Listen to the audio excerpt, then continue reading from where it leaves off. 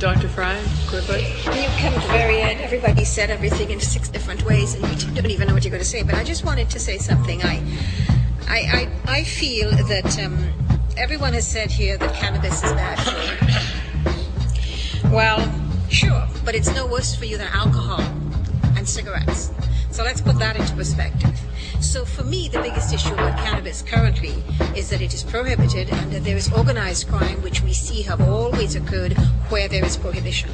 So if we want to deal with organized crime, the simplest thing to do would be to obviously legalize and control the drug in the same way that we do with alcohol. Now, we can't do that because of conventions. Now, we can't do that because of conventions. Now, we can't do that because of conventions. Now, we can't do that because of conventions. So I just wanted to put that on the record, and then we can move aside now.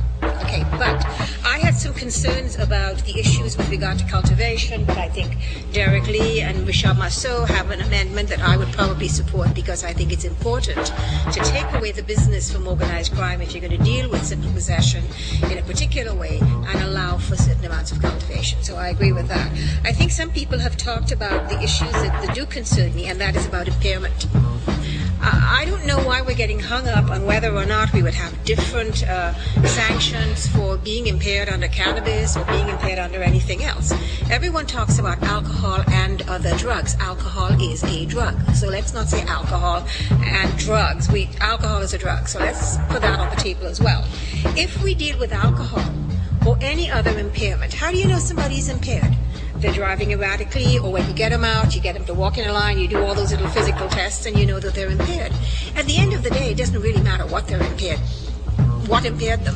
The fact is they're impaired, and you're going to give them some sort of penalty for being impaired and in control of a motor vehicle, because it can kill people. So I think we should just stick to the same kinds of penalties for any kind of impaired driving, regardless of what impairs the driving. Then we get out of all this trouble of saying, can I test your saliva? Do I need to test your saliva? Do I need to take your drugs or whatever, your blood or whatever?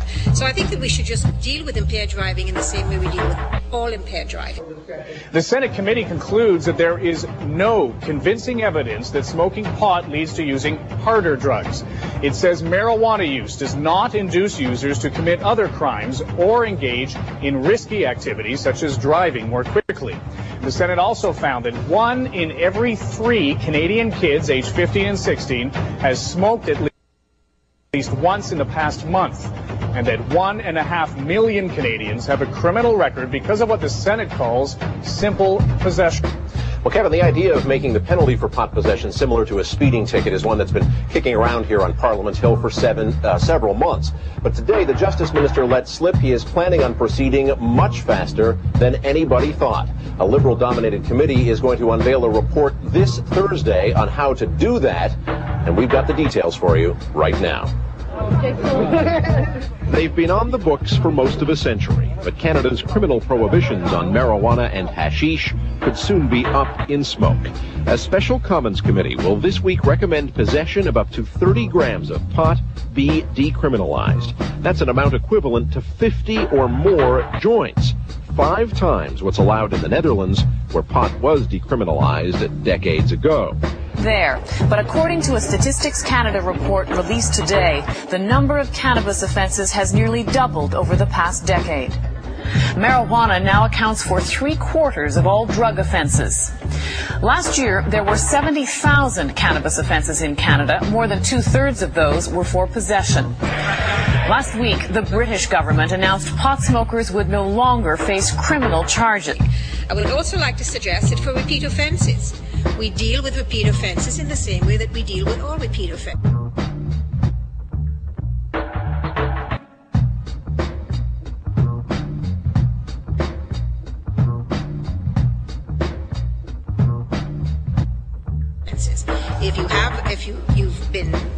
If you've given somebody a fine and they don't pay the fine, or if you've given somebody fines over and over, you may want to look at certain sentencing, such as rehabilitation treatment, because then you're dealing with an addict, somebody who cannot stay off the stuff even they get into trouble. So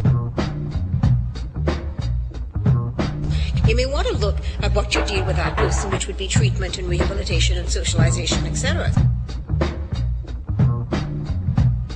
You may want to look at what you deal with that person, which would be treatment and rehabilitation and socialization, etc. You may want to look at what you deal with that person, which would be treatment and rehabilitation and socialization, etc.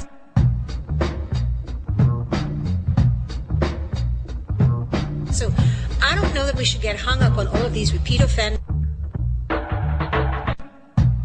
So I don't know that we should get hung up on all of these repeat offenders.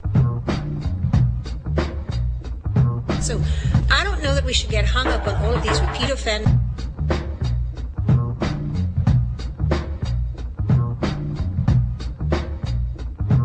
In the year 2000, 30,000 Canadians were accused of having marijuana on them. This marijuana advocate says Ottawa should go one step further than decriminalization.